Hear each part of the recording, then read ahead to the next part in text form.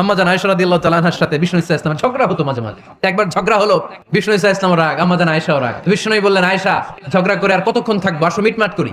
আয়েশা রাদিয়াল্লাহু বলেন, ঠিক আছে মিটমাট করুন। তো বিষ্ণু ইসা ইসলাম বলেন, মিটমাটের জন্য কারে ডাকবো? ওমরে ডাকি। কয় না, ওমর অনেক রাগে, আমার ডর লাগে। কয় তাহলে তোমার আব্বারে ডাকি। কয় ডাকেন।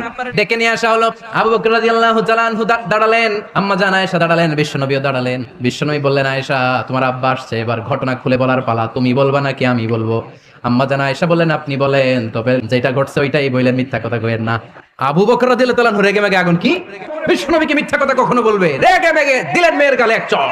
বাবার হাতের থাপ্পড়কে আম্মা জান আয়েশা উল্টে বললেন। সাইয়েদনা আবু বকর রাগে গড়গড় করছেন, আবার মারার জন্য তেড়ে গেলেন। এবার বাঁচার জন্য আম্মা জান আয়েশা বিশ্বনবীর পিছনে যে আশ্রয় নিলেন, বিশ্বনবী বাঁচানোর জন্য দুই হাত মেলে দাঁড়িয়ে গেলেন। বিশ্বনবী যখন দুই হাত মেলে দাঁড়িয়ে গেলেন, সাইয়েদনা আবু বকর রাদিয়াল্লাহু আনহু থেমে গেলেন।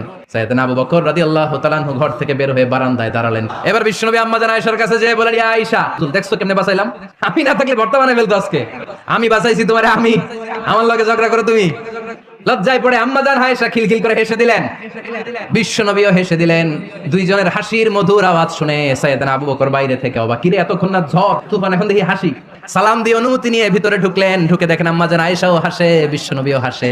এবার সাইয়েদনা আবু বকর রাদিয়াল্লাহু তাআলা আনহু বললেন, ইয়া রাসূলুল্লাহ, দুইজন যুদ্ধ লাগলে মীমাংসার জন্য যেমনি আমারে ডাকেন, এরকম হাসি আর আনন্দের মুহূর্তেও আমারে একটু ডাকেন।